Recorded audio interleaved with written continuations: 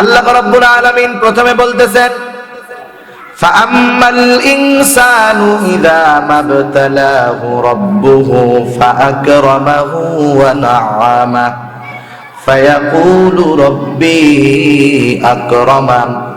একটা জিনিস আমাকে আপনাকে মনে রাখতে হবে, দুনিয়ার মধ্যে আল্লাহ তাআলা আমাকে যা কিছু দেন সব কিছু কিন্তু পরীক্ষার জন্য দেন।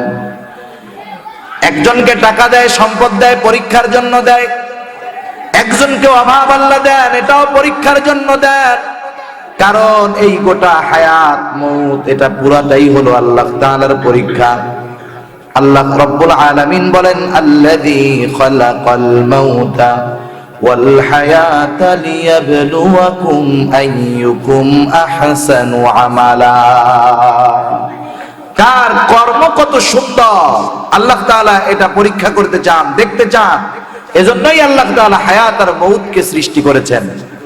আল্লাহ তাআলা হায়াত মউতকে সৃষ্টি করেছেন পরীক্ষার জন্য।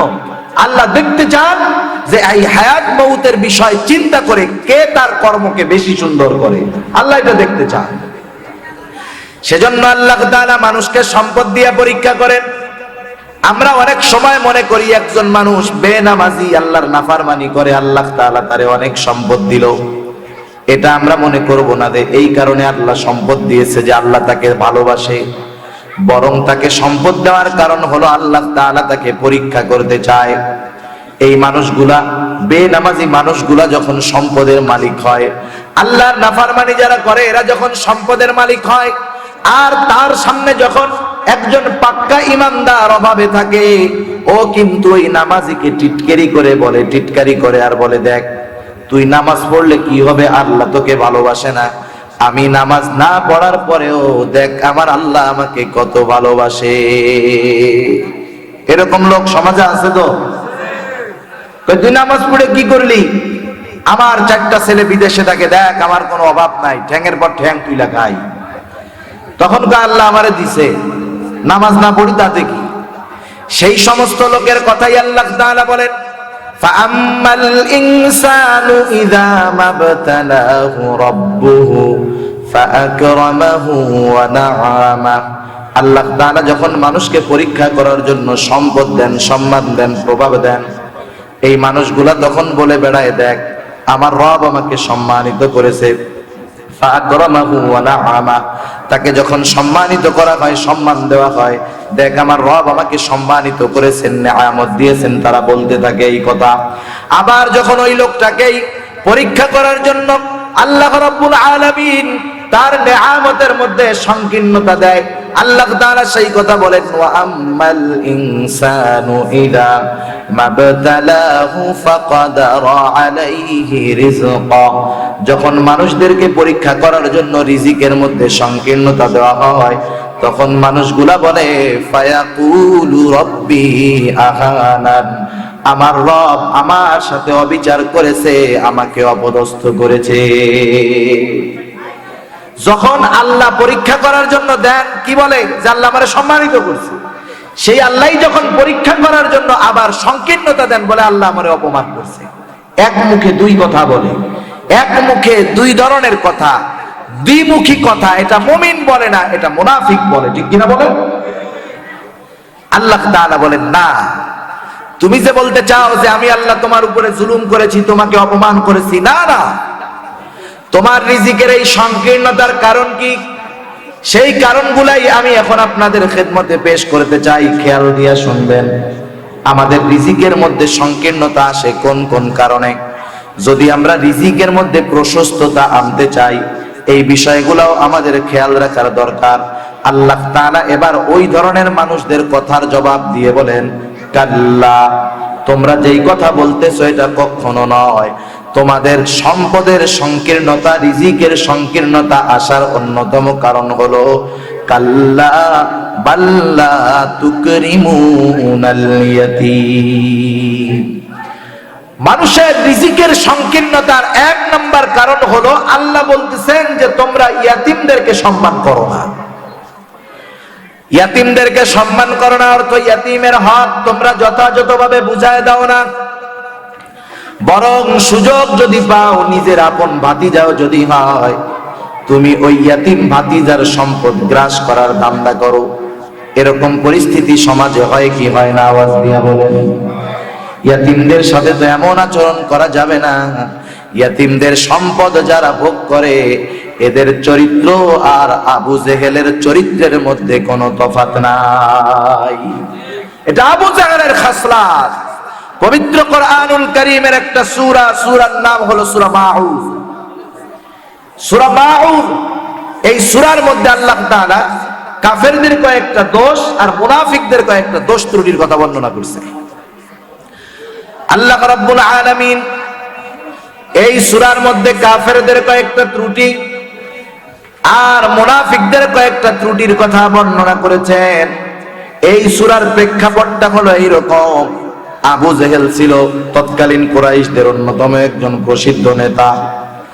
আবু জেহেলের অভ্যাস ছিল যখন কোন সম্পদশালী ব্যক্তি মৃত্যু মুখে পতিত হয়ে যাইত, ওই লোকটার যদি আত্মীয় স্বজন না থাকতো আর ওই লোকটার যদি একটা নাবালক বাচ্চা থাকতো, তাহলে আবু জেহেল ওই সম্পদওয়ালা লোকের কাছে গিয়ে বলতো, ভাই তুমি তো দুনিয়া থেকে হয়তো কিছুক্ষণ পরে চলে যাবা, কিন্তু তোমার মৃত্যুর পরে তোমার সন্তান থাকবে, তোমার সম্পদ থাকবে। তোমার সন্তান হলো নাবালক, তোমার রেখে যাওয়া সম্পদের সংরক্ষণ সে কিভাবে করবে? তুমি মারা যাওয়ার পর তোমার সম্পদগুলাকে অন্য মানুষে দখল করে নিবে, তোমার সন্তান তোমার সম্পদ থেকে বঞ্চিত হয়ে যাবে। তার চাইতে একটা কাজ তুমি করো, তুমি যদি সব মানুষের সামনে বলে যাও যে আমার মৃত্যুর পরে আমার সন্তান এবং সম্পদের অভিভাবক হলো আবু জেহেল, তাহলে তোমার সন্তানও ভালো থাকবে, তোমার সম্পদগুলাও সংরক্ষিত থাকবে। এরা আবু জেহেলের কুটনামি, মিষ্টি কথা কইতাছে, মুখে মধু অন্তরে বিষ। কথা বুঝতে পারছেন? এবার লোকটা মৃত্যুর আগ মুহূর্তে চিন্তা করে, কথা তো ঠিক, এত কথা বললে হবে না তো, এদিকে কথা বন্ধ করতে হবে, কথা বন্ধ করতে হবে।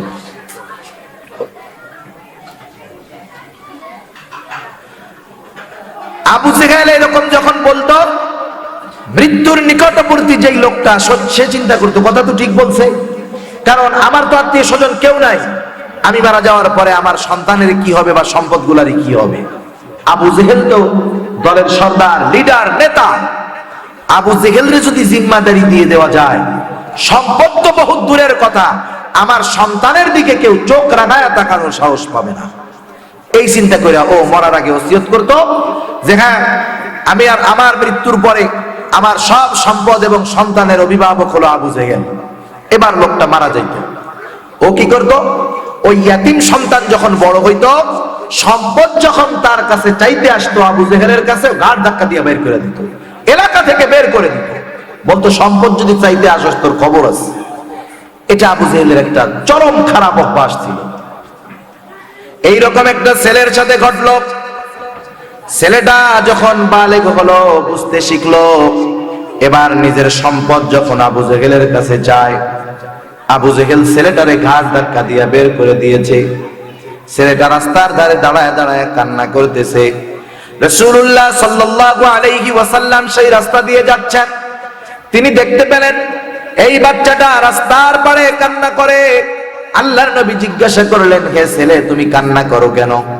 ছেলেটা কান্না করতে করতে আবু জেহেলের কথা বলল, ইয়া রাসূলুল্লাহ, আবু জেহেলের কাছে আমার বাবা আমার সম্পদ এবং আমাকে সংরক্ষণের জন্য অভিভাবক বানায় দিয়ে গেছেন মরার আগে। আজকে আমি বুঝতে শিখেছি, যখন আমি আমার সম্পদ আবু জেহেলের কাছে চাইতে গেলাম, আবু জেহেল আমার সম্পদ তো দেয় নাই, বরং আমাকে ঘাড় ধাক্কা দিয়ে বের করে দিয়েছে। আল্লাহর নবী ছিলেন ইয়াতিমদের মধ্যে শ্রেষ্ঠ ইয়াতিম। ইয়াতিমদের কয়েকটা ক্লাসিফিকেশন আছে। যেমন একটা ক্লাসিফিকেশন হলো, একটা সন্তান দুনিয়ায় আসলো, বালেগ হওয়ার পূর্বে যদি তার বাবা মারা যায় ইয়াতিম, সেও ইয়াতিম। আর এর চাইতে আলা তাবকার ইয়াতিম হলো যেই সন্তানটা দুনিয়ায় আসতে পারে নাই, দুনিয়ায় আসার আগেই তার বাবা মারা গেছে। আবার আপনার নবী দুনিয়ায় আসার আগেই তার বাবা মারা গেছে, ঠিক কিনা বলেন? উনি মায়ের পেটে অবস্থানরত অবস্থায় তিনি ইয়াতিম ছিলেন। একজন ইয়াতিমের দুঃখ ভালো বুঝে। রাসূলুল্লাহ সাল্লাল্লাহু আলাইহি ওয়াসাল্লাম আবেগ আপ্লুত হয়ে গেলেন। ইয়াতিমকে বলতেছে চলো আমি তোমাকে নিয়ে আবু জেহেলের কাছে যাই। ইয়াতিম সন্তানটারে নিয়ে আবু জেহেলের কাছে চলে গেল আমার আপনার নবী। আবু জেহেলকে গিয়া বলে, আবু জেহেল তুমি এই ইয়াতিমের সম্পদটাকে তুমি ফেরত দিয়ে দাও, ইয়াতিমের মাল তুমি ভক্ষণ করো না, ইয়াতিমের সম্পদ তুমি গ্রাস করে নিও না, পরকালকে ভয় করো, কিয়ামতের দিন কিন্তু আল্লাহ তাআলার কাছে তোমার এই বাচ্চার সম্পদের হিসাব দিতে হবে। আবু জেহেল বলে কিসের কিয়ামত? মরে গেলে মাটির সাথে পচে মিশে যাব, হাড্ডি গুড্ডি সব মিশে যাবে, আবার আমাদের জীবিত করবে, রাখো, কিয়ামত কিয়ামত কিছু না, যাও, দিতে পারবো না।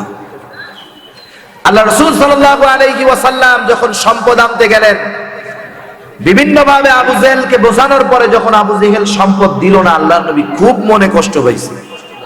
কথা শুনে নাই, আবার ইয়াতিমের কষ্ট, খুব কষ্ট পাইছেন আল্লাহর নবী।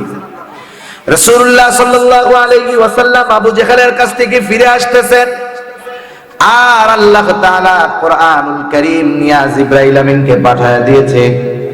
জিবরাইল আমিন এসে আল্লাহর রাসূলের কাছে তিলাওয়াত করে শোনায়, আরাআইতাল্লাযী ইউকাযযিবু বিদ্দীন। আল্লাহ রাব্বুল আলামিন বলতেছেন, নবী হে, আরাআইতা আপনি কি তাকে চিনেন না, জানেন না, বোঝেন না? তার ব্যাপারে কি আপনি জানেন না? তাকে কি আপনি চিনেন না? আরাআইতার অনেক অর্থ আছে। আল্লাহ তাআলা এবার বলতেছে, কাকে আপনি চিনেন না শুনে নেন, আল্লাযী ইউকাযযিবু বিদ্দীন, যে কিয়ামতের দিনকে অস্বীকার করে, ওই লোকটাকে আপনি কি চিনেন না? ওই লোকটার আরো কিছু খারাপ খাসলাত আছে, নবীকে শুনে নেন।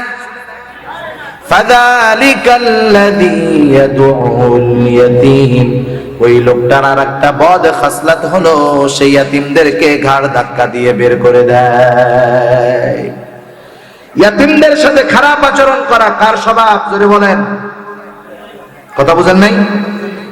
বলেন না কেন? ইয়াতীমদের সাথে খারাপ ব্যবহার করা কার স্বভাব? আবু জেহেলের স্বভাব।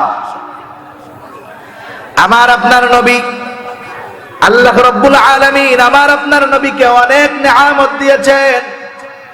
আল্লাহ রাব্বুল আলামিন পবিত্র কোরআনুল কারীমের ভিতরে অনেক নিয়ামতের কথা বর্ণনাও করেছেন।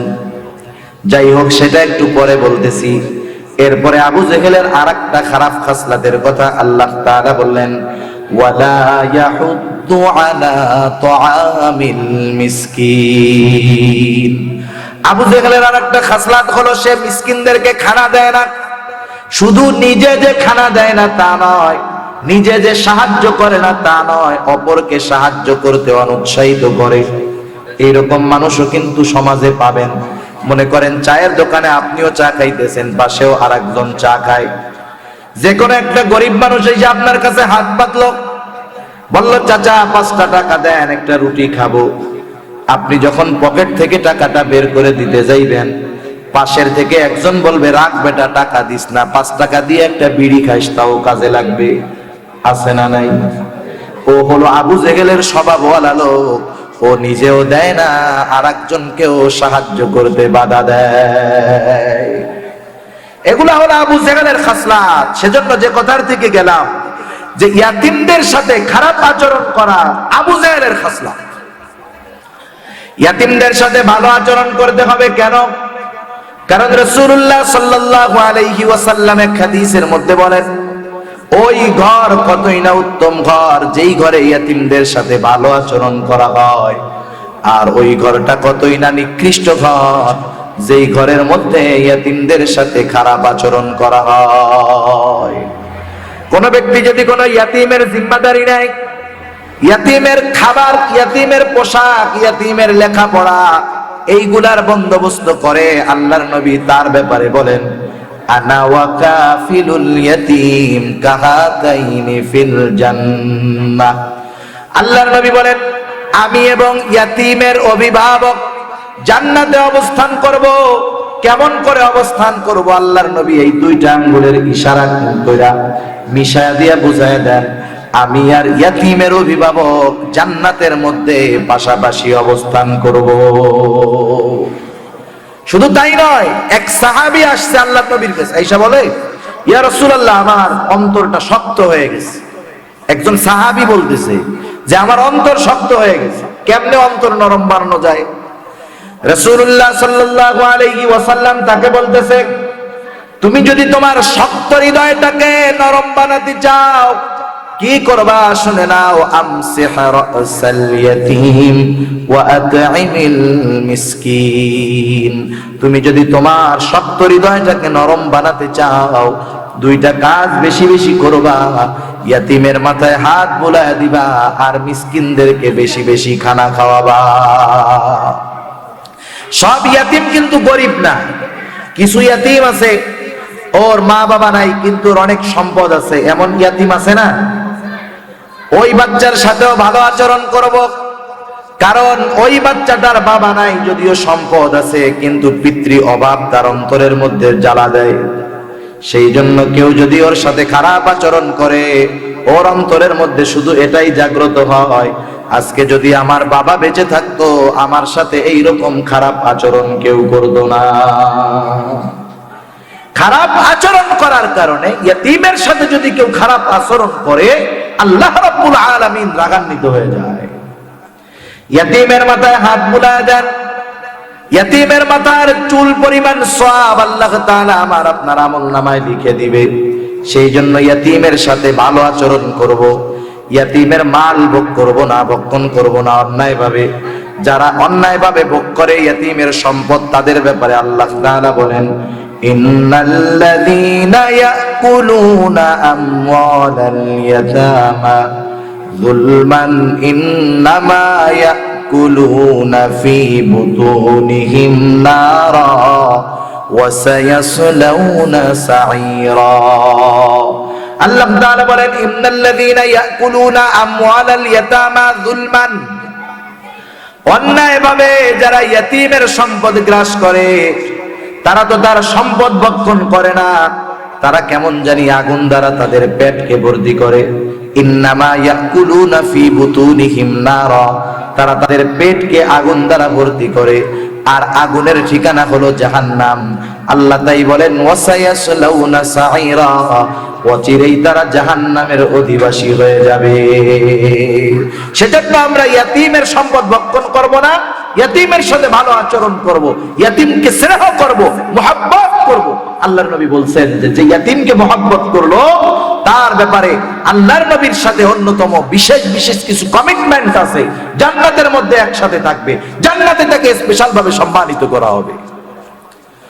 রাসূলুল্লাহ সাল্লাল্লাহু আলাইহি ওয়াসাল্লামকে আল্লাহ আদেশ করেছেন।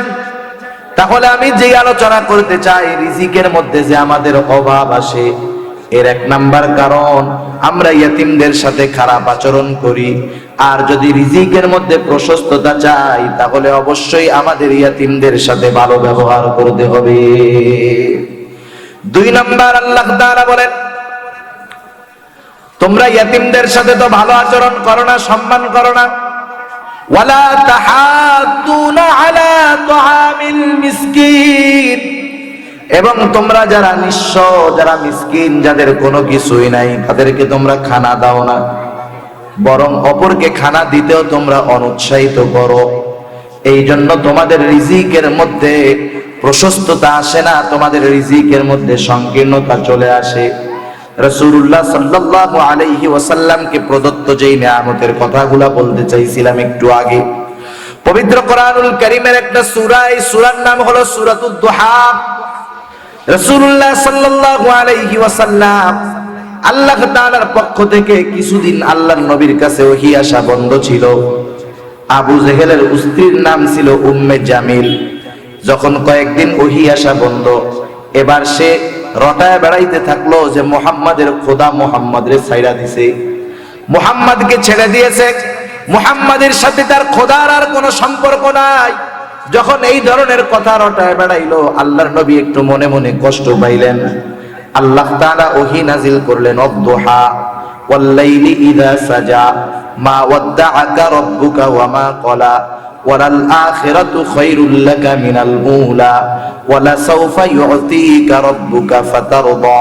এতটুকু বর্ণনা করার পরে এরপরে আল্লাহ তাআলা আবার আপনার নবীকে প্রদত্ত তিনটা নেয়ামতের কথা উল্লেখ করলেন, এবং এই তিনটা নেয়ামতের কথা উল্লেখ করার পর আমার আপনার নবীকে আল্লাহ তাআলা তিনটা আমলের আদেশ আল্লাহ তাআলা করলেন। এক নম্বর নিয়ামত নবীর ব্যাপারে আল্লাহ তাআলা বলতেছেন, আল্লাহ তাআলা বলতেছেন আলাম ইয়াজিদিকা ইয়াতীমান ফাআওয়া।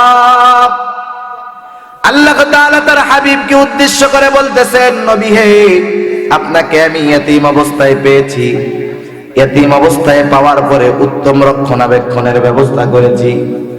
কারণ আমার আপনার নবী যদিও মায়ের পেটে থাকা অবস্থায় ইয়াতীম হয়েছেন, কিন্তু এই ইয়াতীম হওয়ার কারণে ইয়াতীম হিসাবে তাকে কষ্ট করতে হয় নাই, বরং একের পর এক আল্লাহ তাআলা আমার আপনার নবীর জন্য উত্তম অভিভাবকের ব্যবস্থা করেছে। যখন বাবা মারা গেছে, মা সুন্দরভাবে রক্ষণাবেক্ষণ করেছে। মা মারা গেছে, দাদা ছিলেন কুরাইশদের সর্দার, দাদা সুন্দরভাবে রক্ষণাবেক্ষণ করেছে। দাদা মারা গেছে, চাচা আবু তালেব আল্লাহর নবীর অভিভাবকত্বের দায়িত্ব নিয়েছেন। যতদিন বেঁচে ছিলেন আল্লাহর নবীর অভিভাবক ছিলেন। সকল প্রকার বিপদ আপদে আবু তালেব আমার আপনার নবীকে সহযোগিতা করেছে। সুবহানাল্লাহ। কেমন সহযোগিতা করেছে আবু তালেব? যে আবু তালেব যদি ঈমান আনে নাই, কিন্তু আবু তালেব যেই বছর মারা গেছে সেই বছরটার নামই হয়ে গেছে আমুল হুজুন, চিন্তার বছর। আল্লাহ তাআলা সেই কথা স্মরণ করায় দেন নবীকে, আলাম ইয়াজিদিকা ইয়াতীমান ফাআওয়া। ইয়াতীম অবস্থায় পাওয়ার পরে আপনার জন্য ভালো রক্ষণাবেক্ষণের ব্যবস্থা করলাম। এরপরে দ্বিতীয় নিয়ামতের কথা আল্লাহ স্মরণ করায় দেয়, ওয়া ওয়াজাদাকা যাল্লান ফাহাদা। আপনি যদিও চরিত্রের দিক দিয়ে সর্বশীর্ষে ছিলেন, কিন্তু শরীয়তের কোনো জ্ঞান আপনার মধ্যে ছিল না। আমি আল্লাহ তাআলা আপনাকে শরীয়তের জ্ঞান প্রদান করেছি। এরপরে আল্লাহ তাআলা বলেন, ওয়া ওয়াজাদাকা আইলান ফাআগনা।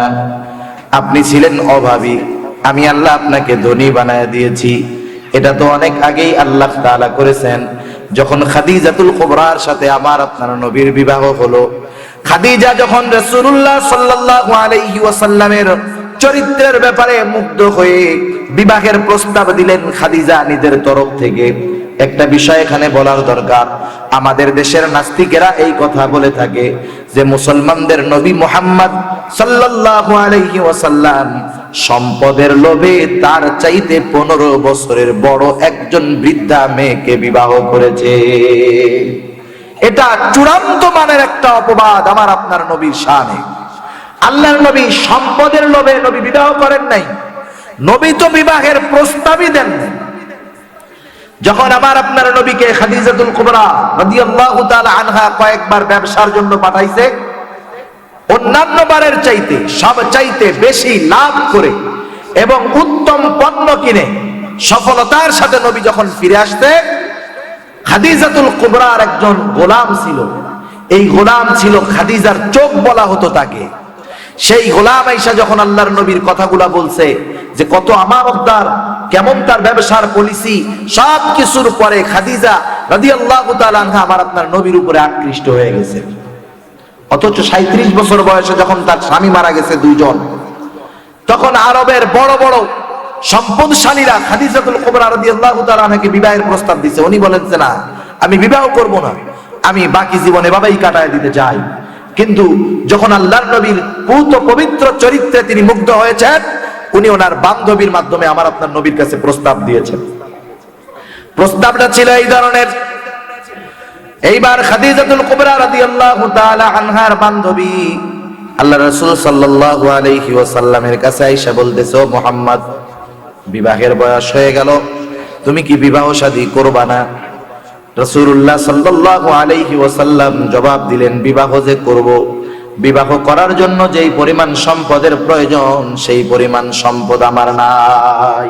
বলে আপনি একটু বলেন, সেই পরিমাণ সম্পদ আমার নাই, আমি যে বিবাহ করবো আমার তো টাকা পয়সা নাই। এবার ওই বান্ধবী বলতেছে, এমন কেউ যদি তোমাকে বিবাহ করে যে তোমার সব প্রয়োজনীয়তা দিয়ে দিবে, বিবাহের খরচটা মিটায় দিবে, এমন কেউ যদি তোমার সাথে বিবাহ বসতে চায়, তুমি রাজি আছো নাকি? আমার আপনার নবী বলেন, কে আছে এমন বিবাহ বসবে? আল্লাহর নবীকে এইবার ওই মেয়েটা বলতেছে, আমার বান্ধবী খাদিজা তোমার চরিত্রে মুগ্ধ, তোমাকে বিবাহ করতে চায়, তুমি তার কি বলো? বিবাহের প্রস্তাব তোমার কাছে দিয়েছে। আল্লাহ নবী বলতেছে যে আমার চাচা আছে, আমার অভিভাবক, তার সাথে কথা বলার পরে সিদ্ধান্ত হবে। যাই হোক, বিবাহ হয়ে গেল। যখন বিবাহ হয়ে গেছে, রাসূলুল্লাহ সাল্লাল্লাহু আলাইহি ওয়াসাল্লামকে খাদিজাতুল কুবরা বলতেছে, ইয়া রাসূলুল্লাহ, তখন তো নবী হন নাই, বলতেছে, ও মুহাম্মদ, আমার যত সম্পদ আছে আজকে আমি সব সম্পদ আপনাকে দিয়ে দিলাম। যখন কেউ কাউকে কোনো কিছু হাদিয়া দেয়, হাদিয়া দেওয়ার পরে যাকে হাদিয়া দেওয়া হলো সে সেই সম্পদের মালিক হয়ে যায়। আল্লাহ নবীর বিবাহের আগে বিবাহ করার মতো সম্পদ ছিল না। আল্লাহ তাআলা সেই কথা মনে করায় দেন, ও পয়গম্বর, যখন আরবের মধ্যে আপনার কোনো সম্পদ নাই, টাকা নাই, আপনি তো অন্য মানুষের ছাগল চড়াইছেন সম্পদের বিনিময়ে, বেতনের বিনিময়ে, মানুষ খাদিজার ব্যবসা করে দিয়েছেন, কিন্তু দেখেন আপনি ছিলেন নিঃস্ব, দরিদ্র, অভাবী, ওয়াজাদাকা আইলান ফাআগনা, আপনি সম্পদহীন ছিলেন, আমি আল্লাহ আপনাকে সম্পদওয়ালা বানায়া দিয়েছি। এখন এই যে দামি দামি তিনটা নেয়ামত দিলাম, ইয়াতিম ছিলেন, উত্তম লালন পালনের ব্যবস্থা করলাম, শরীয়তের জ্ঞান ছিল না, শরীয়তের জ্ঞান দিলাম, সম্পদ ছিল না, সম্পদওয়ালা বানায়া দিলাম, এইগুলা আপনার জন্য নেয়ামত। যেহেতু নেয়ামত দিয়েছি, এখন কিছু ইবাদত আপনি করবেন। এক নম্বরে ইবাদত হলো ফাআম্মাল ইয়াতীমা ফালা তাকহার, যেহেতু আপনি একজন ইয়াতীম, আপনি কখনো ইয়াতীমের সাথে ধমকের সুরে কথা বলবেন না। আল্লাহ তাআলা আমার আপনার নবীকে আদেশ করার মাধ্যমে গোটা দুনিয়ার মানুষের কাছে এই খবর পৌঁছায় দিলেন যে সাবধান, ইয়াতীমের সাথে রূঢ় আচরণ করবা না, ইয়াতীমের সাথে ভালো আচরণ করা নবীজির স্বভাব, ইয়াতীমের সাথে খারাপ আচরণ করা আবু জেহেলের স্বভাব। এবার তুমি চিন্তা করে দেখবা, তুমি কার ক্যারেক্টার গ্রহণ করতে চাও, কার চরিত্র গ্রহণ করতে চাও? তুমি কি চাও সেই পাপিষ্ঠা নরপিশাচ জাহান্নামী আবু জেহেলের চরিত্র গ্রহণ করতে, নাকি সেই চরিত্র গ্রহণ করতে চাও যেই চরিত্রের সনদ আল্লাহ তাআলা দিয়েছেন? সুবহানাল্লাহ বলেন। কারণ আমার আপনার নবীর চরিত্রের ব্যাপারে আল্লাহ তাআলা বলেন, লাকাদ কানা লাকুম ফি রাসূলিল্লাহি উসওয়াতুন হাসানা। আল্লাহ তাআলা বলেন, তোমাদের জন্য ফি রাসূলিল্লাহ, আল্লাহর রাসূলের জীবন আদর্শের মধ্যে রয়েছে উত্তম আদর্শ। শুধু তাই নয়, কেমন আখলাক আমার আপনার নবীর, আল্লাহ বলেন, ওয়া ইন্নাকা লাআলা খুলুকিন আযীম। আযীম শব্দটা দুনিয়ার অন্য কোন মাখলুকের ক্ষেত্রে আল্লাহ ব্যবহার করেন নাই। শব্দটা ব্যবহার হয় খালেকের সাথে, কিন্তু সেই খালেক একজন ব্যক্তির শানে এই শব্দ ব্যবহার করেছেন যে আমি আপনাকে মহান আখলাক দান করেছি। সুবহানাল্লাহ। সেই মহান আখলাকের অধিকারী ব্যক্তির চরিত্রই আমাদের গ্রহণ করা দরকার, ঠিক কিনা বলেন? এজন্য আমরা ইয়াতিমদের সাথে ভালো আচরণ করব। এই মাদ্রাসায় হয়তো ইয়াতিম থাকতে পারে, আশেপাশে ইয়াতিম থাকতে পারে, পরিবার পরিজন আত্মীয় স্বজনের মধ্যে ইয়াতিম থাকতে পারে, আমি ইয়াতিমের মাথায় হাত বুলাবো, আর আরশে আজিমের মালিক আমার আমলনামায় সওয়াব যোগ করতে থাকবে। সুবহানাল্লাহ। এরপরে আল্লাহ তাআলা বলেন, নবী হে, আপনি তো সম্পদওয়ালা ছিলেন না, যেহেতু আমি আল্লাহ আপনাকে সম্পদওয়ালা বানায় দিলাম, এখন যদি কেউ আপনার কাছে টাকা পয়সা কিছু দান সাদাকা চাইতে আসে, ওয়া আম্মাস সাইলা ফালা তানহার, আপনি কখনো সায়েল যে চায়, ভিক্ষা চায়, এমন কাউকে আপনি ফিরায়া দিবেন না। যদি অবস্থা কোনো সময় এমন হয় হাতে কিছু দেওয়ার মতো নাই, উত্তম ব্যবহার করে আপনি তাকে ফিরায়া দিবেন। আসলো আমার কাছে চাইতে, আমি এইটা করব না, এটা নাই সার, এরকম বলে না? সাবধান, এমনটা করা যাবে না। আপনি বলেন, ভাই দেখ এখন তো বাংদি নাই, বাংদি থাকলে ধরে দিতাম, পরে এক সময় আইসো। দেখবেন আপনি 50 টাকা দেওয়ার পরে যদি তার দিকে কপালটা ঘুষায় ফেলেন, বিরক্তির সাথে 50 টাকা দিলে ও যতটুক গ্রহণ করবে, আপনি যদি মিষ্টি ভাষায় তাকে না দিতে পারেন, সে তার চাইতে বেশি খুশি হবে, ঠিক কিনা বলেন? সেজন্য সব সময় দিলেই ফকির মিসকিন খুশি হয় না, অনেক সময় কথার মাধ্যমেও তাদেরকে খুশি করা যায়। এরপরে আপনি কি করবেন? ওয়া আম্মা বিনিআমাতি রাব্বিকা ফাহাদ্দিস, এটা হলো আপনার ওই কাজ যেটা আমি আল্লাহ তাআলা আপনাকে ইলমের বদৌলতে দিয়েছি, আপনি আপনার রবের কথা বেশি বেশি প্রচার করবেন, রবের নেয়ামতের কৃতজ্ঞতা বেশি বেশি প্রকাশ করবেন। এই আদেশ তো আমাদের নবীর উপরে দেওয়া নয়, এটা তো মূলত আমাদের জন্যই আল্লাহ তাআলা দিয়েছেন। কারণ যত চরিত্রের ব্যাপারে আল্লাহ তাআলা আদেশ করেছেন, সব চরিত্রে আমার আপনার নবীকে আল্লাহ তাআলা গুণান্বিত করেছেন। তাহলে যেই কথা বলতে চাই, রিজিকের সংকীর্ণতার প্রথম কারণ হলো ইয়াতীমের সাথে খারাপ ব্যবহার, ঠিক কিনা বলেন? 2 নাম্বার, মিসকিনকে খানা না দেওয়া, খানা দিতে অনুৎসাহিত করা, এটা হলো দ্বিতীয় কারণ রিজিকের সংকীর্ণতার। এরপরে তৃতীয় বিষয় হলো, মানুষ, আমাদের সমাজের মধ্যে অনেক মানুষ আছে যারা ওয়ারিসি সম্পত্তি ভোগ করে খেয়ে ফেলে, আছে না নাই? আল্লাহ তাআলা বলেন তৃতীয় নম্বর যেই কারণে তোমাদের মধ্যে রিজিকের অভাব আসে, ওয়াতাকুলুনাত তুরাসা আকলাল লাম্মা, তোমরা যেই ওয়ারিসি সম্পদ তোমার বাপ রাইখা গেছে, তুমি বন্টন না কইরা সিস্টেমে বন্ধেরকে বঞ্চিত করে পারলে একা একাই সবগুলা ভোগ করে ফেলার ধান্দা করো, আছে না নাই? বহুত আছে বন্ধের সাথে ভালো সম্পর্ক, অথচ বন্ধরাও সম্পদ পাবে। এই বন্টন কে করে দিয়েছে? জোরে বলেন তো। আল্লাহ করে দিয়েছে, আল্লাহ করে দিয়েছে। আল্লাহ তাআলা বলেন, ইউসিকুমুল্লাহু ফি আওলাদিকুম লিযযাকারি মিসলু হাযিল উনসায়াইন। একটা ছেলে একটা মেয়ে যা পাবে, ছেলে তার দ্বিগুণ পাবে। এই বন্টননামা নির্ধারণ করছেন আল্লাহ। কিন্তু আমাদের সমাজের মধ্যে অবস্থা হলো এরকম, বাবা মারা যাওয়ার পরে বা মা মারা যাওয়ার পরে, বাবা মা মারা যাওয়ার পর তাদের রেখে যাওয়া সম্পদ যখন কোনো বোন তার প্রাপ্য হক ভাইদের কাছ থেকে বুঝে নিতে আসে, সম্পদ দেওয়ার সাথে সাথে ভাই এ কথাও বলে দেয়, সম্পদও নিলি সম্পর্কটাও নিয়ে গেলি, ঠিক কিনা বলেন? এই সম্পদের মালিক তো ভাই না, এই সম্পদের মালিক তো আল্লাহ তাআলা ওই বোনকে দিয়ে দিয়েছে। উচিত তো তার সম্পদ দিয়ে দেওয়া, বরং আমরা তাদের সম্পদগুলা ভোগ করার অপচেষ্টা করি। আল্লাহ তাআলা বলেন, সাবধান, ইন্নাল্লাযীনা ইয়াকুলুনা আমওয়ালাল ইয়াতামা যুলমান ইন্নামা ইয়াকুলুনা ফি বুতুনিহিম নারা। এক নম্বরে ইয়াতীমদের সম্পদ খেয়ে তোমার পেটে আগুন দিয়ে ভরো না। ওয়ালা তাকুলু আমওয়ালাকুম বাইনাকুম বিল বাতিল, এই রকম বাতিল পদ্ধতি প্রয়োগ করে অন্যায় ভাবে তুমি কারো সম্পদ ভক্ষণ করো না। যদি কি করো তুমি এটা, তাহলে বান্দার হক নষ্ট করা হবে। আর কিয়ামতের ময়দানে সবচাইতে মুসিবতের মধ্যে পড়ে যাবে যারা বান্দার হক নষ্ট করেছে। একদিন রাসূলুল্লাহ সাল্লাল্লাহু আলাইহি ওয়াসাল্লাম সাহাবাদের মজলিসের মধ্যে বলতেছেন, ও আমার সাহাবারা, তোমরা কি জানো কিয়ামতের ময়দানে সবচাইতে নিঃস্ব ব্যক্তি কে হবে? সাহাবাদের পক্ষ থেকে জবাব হলো, আল্লাহ এবং তার রাসূল এইটা ভালো জানে। রাসূলুল্লাহ সাল্লাল্লাহু আলাইহি ওয়াসাল্লাম বলতেছে, শোনো, কিয়ামতের ময়দানে একটা মানুষ পাহাড় পরিমাণ নেকি নিয়ে আল্লাহর সামনে উপস্থিত হয়ে যাবে। এত পরিমাণ নেকি দেখার পর ওই লোকটা চিন্তা করবে, আজকে আমার জান্নাতে যাওয়া কে ঠেকায়?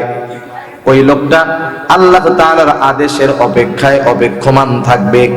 আল্লাহ আদেশ দিলেই জান্নাতে চলে যাবে। ইতিমধ্যে ওই লোকটা যখন অপেক্ষমান, ইতিমধ্যে একটা লোক আল্লাহর দরবারে এসে ওই পাহাড় পরিমাণ নেকের মালিকের বিরুদ্ধে আল্লাহ তাআলার কাছে অভিযোগ দায়ের করবে। কিয়ামত হলো মালিক ইয়াউমিদ্দিন, প্রতিদান দিবস, বিচার দিবস, ইনসাফের দিবস। সেদিন আল্লাহ তাআলা ইনসাফ কায়েম করবে, আদালত কায়েম করবে, ইনসাফের আদালত। দুনিয়ার আদালতের সিস্টেম কি? সেখানে অনেক অপরাধী মিথ্যা সাক্ষী নিয়ে বেকসুর খালাস পেয়ে যায়, ঠিক না? আবার অনেক নিরপরাধ মানুষ বছরের পর বছর ধরে জেলখানার মধ্যে বসতেছে। এটা দুনিয়ার আদালতে ইনসাফ রক্ষা করা কঠিন।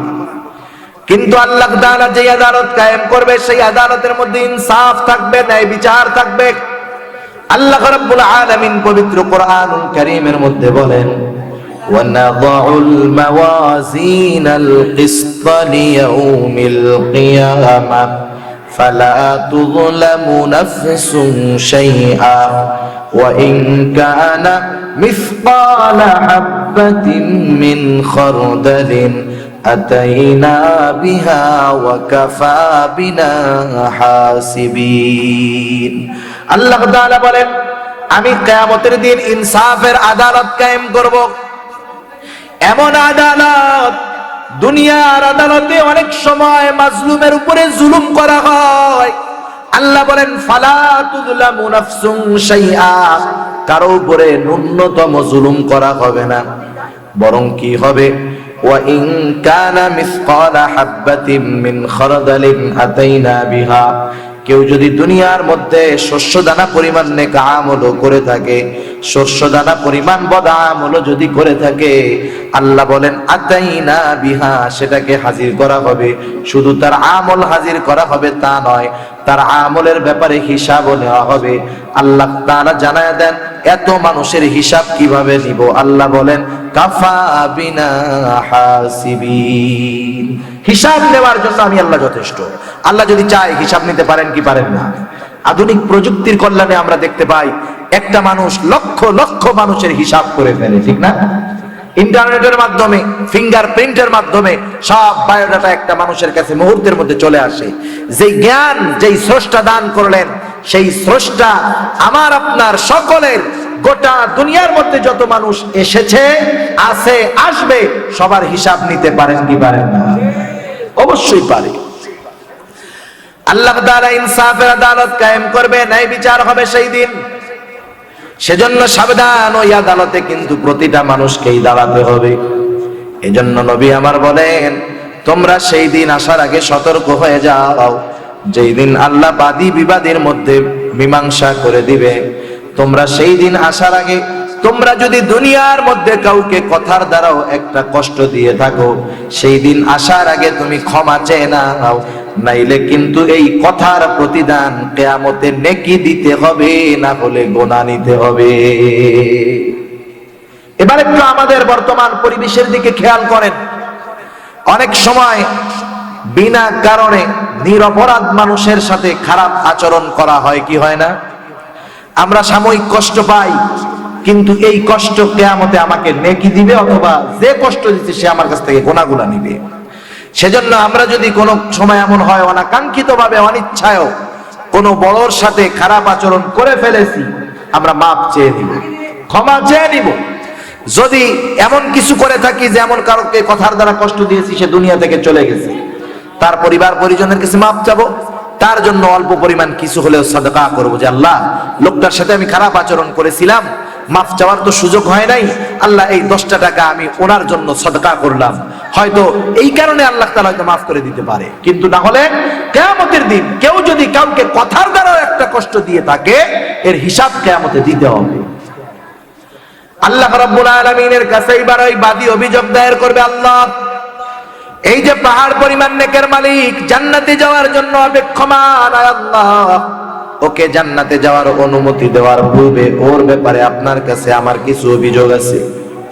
আয় আল্লাহ, দুনিয়ার মধ্যে ওর ধনবল ছিল, লোকবল ছিল, সব ছিল, আমি ছিলাম গরিব, এই সুযোগে আমার উপরে জুলুম করেছে, আমার জমি দখল করে নিয়েছে। আল্লাহ দুনিয়ার মানুষের কাছে তো ন্যায় বিচার পাই নাই, আজকেও কি আমি ন্যায় বিচার পাবো না? আল্লাহ রাব্বুল আলামিন অভিযোগ গ্রহণ করবেন। এইবার পাহাড় পরিমাণ নেকের মালিককে বলবে, বেটা যে অভিযোগ দিল এটা কি সত্য কিনা? কিয়ামতের ময়দানে মিথ্যা সাক্ষী হাজির করা যাবে না, কারণ কিয়ামতে আমি যেই জায়গায়, যেই অঙ্গ প্রত্যঙ্গ দিয়ে যেই সময় অন্যায় করেছি, সেই স্থান, সেই সময়, সেই অঙ্গ প্রত্যঙ্গ সব কিছু আল্লাহ তাআলার কাছে আমার পক্ষে অথবা বিপক্ষে সাক্ষী হয়ে দাঁড়াবে। যেমন আল্লাহ তাআলা কোরআনুল কারীমের মধ্যে বলেন, আল ইয়াউমা নাখতিমু আলা আফওয়াহিহিম ওয়া তুকাল্লিমুনা আইদিহিম ওয়া তাশহাদু আরজুলুহুম বিমা কানু ইয়াকসিবুন। আল্লাহ তাআলা বলেন আল ইয়াউম, আজকের এই দিন অর্থাৎ কিয়ামতের দিন, নাখতিমু আলা আফওয়াহিহিম, আমি তাদের মুখের উপরে মোহর মেরে দিব, কথা বলতে পারবে না। আল্লাহ বলেন ওয়া তুকাল্লিমুনা আইদিহিম, আমার সাথে কথা বলবে তাদের হাত, ওয়া তাশহাদু আরজুলুহুম, সাক্ষী দিবে তাদের পা, বিমা কানু ইয়াকসিবুন, কি উপার্জন করেছে সব কিছু আমি আল্লাহর কাছে বলে দিবে। শুধু তাই নয়, আল্লাহ তাআলা আরো এক জায়গায় বলেন, শাহিদা আলাইহিম সামউহুম ওয়া আবসারুহুম ওয়া জুলুদুহুম বিমা কানু ইয়াকসিবুন।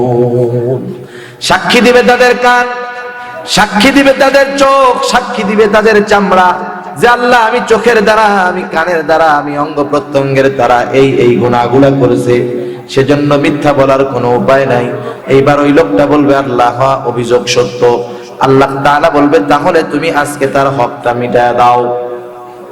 লোকটা এবার বলবে আল্লাহ এ তো দুনিয়া না, দুনিয়া যদি হইতো আমি তার থেকে 1 শতক সম্পদ জোরপূর্বক দখল করেছিলাম, প্রয়োজনে 100 শতক দিতাম, কিন্তু আজকে জমি আমি কোথায় পাবো? এইবার বিবাদী বলবে আল্লাহ আজকে তো আমার জমির প্রয়োজন নাই, আজকে যেটা আমার প্রয়োজন সেটা ওর কাছে আছে, আমার জমি লাগবে না, ও আমাকে নেকি দিয়া আমার হকগুলো আদায় করে দি। এবার পাহাড় পরিমাণ নেকের মালিক নেক দিয়া হক আদায় করবে। যারা জুলুম করে, অত্যাচার করে, এরা একজনের উপরে করে না, অনেক মানুষের উপরে করে, ঠিক কিনা বলেন? একের পর এক আল্লাহর কাছে অভিযোগ করবে আর নেকি দিয়া তাদের হক আদায় করবে। নেকি দিতে দিতে একটা সময় পাহাড় পরিমাণ নেক শেষ হয়ে যাবে, কিন্তু অভিযোগকারীর লম্বা সিরিয়াল এখনো শেষ হয় নাই। আল্লাহ বলবে যাও ওদের হক আদায় করো। লোকটা এবার বলবে আল্লাহ নেকি দিতে দিতে সব নেক শেষ হয়ে গেছে, এখন তো আমার কাছে আর নেকি নাই। এবার অভিযোগকারীরা বলবে নেকি নাই তাতে কি হয়েছে, আমাদের কাছে তো গুনার অভাব নাই, বরং সে আমাদের গুনাহ নিয়া আমাদের হকগুলা আদায় করে দিক। এইবার মানুষের গুনাহগুলা সে নিজে নিতে থাকবে, পাহাড় পরিমাণ গুনার মালিক হয়ে যাবে। আল্লাহর নবী বলেন কিয়ামতের ময়দানে ওই লোকটার মতো নিঃস্ব আর কেউ নাই, যার রোজার অভাব ছিল না, নামাজের অভাব ছিল না, হজের অভাব ছিল না, যাকাতের অভাব ছিল না, নেক আমলের অভাব ছিল না, সওয়াবের অভাব ছিল না, কিন্তু বান্দার হক নষ্ট করার কারণে, শুধুমাত্র বান্দার হক নষ্ট করার কারণে সব নেক আমল দিয়ে দিয়া লাগলো, আর ওই লোকটা হয়ে গেল কিয়ামতের ময়দানে সবচাইতে নিঃস্ব মানুষ। সেজন্য আমাদের আত্মীয় স্বজন, ভাই ব্রাদার, বোন যারা আছে, আমরা তাদের সম্পদ গ্রাস করার ধান্দা করব না, ওয়ারিসি সম্পত্তি সুষ্ঠুভাবে বন্টন করে দিব, নাইলে কিন্তু কিয়ামতের দিন এর হিসাব দিতে হবে।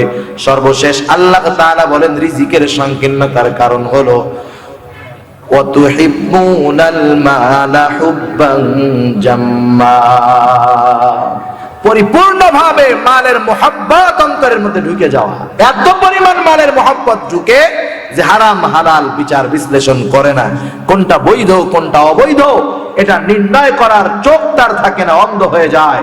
যখন এই অবস্থার মধ্যে হয় রিজিকের সংকীর্ণতা তার দেখা দেয়। কারো তো এমন হয় সে যদি চায় প্রতিদিন এক একটা ছাগল এক এক বেলা জবাই দিয়া খাবে, পারে, এমন সম্পদওয়ালা বাংলাদেশে একটা দুইটা না হাজার হাজার আছে, ঠিক কিনা বলে? কিন্তু ডাক্তার বলে দিছে কি সাবধান, তুই গোশতের ঘেরান শুকলেও তুই মরবি। আছে না রোগের উপর? দেখেন এর চাইতে আর কষ্ট কি? টাকা পয়সা সব আছে কিন্তু ওর ভোগ করার মতো সুযোগ নেই। আল্লাহ রিজিক ঠাইসা ধরছে, নাকের মধ্যে ঘ্রাণ শুকাইতেছে, খাইতে পারতেছে না। সেজন্য রিজিকে যদি আমরা প্রশস্ততা চাই, আল্লাহ প্রদত্ত রিজিক যদি চাই, তাহলে আমরা ইয়াতিমদের সাথে ভালো আচরণ করব। কি করব বলেন? ইয়াতিমদের সাথে ভালো আচরণ করব, মিসকিনদেরকে খানা দিব, আমার ওয়ারিসি সম্পত্তি যারা আমার কাছে পায় আমি তাদেরকে দিয়ে দিব, এবং সম্পদ অর্জন করব ঠিক হালাল যা করব, সম্পদ অর্জন করতে গিয়ে আল্লাহর নাফরমানি করব না, গুনার কাজ করব না।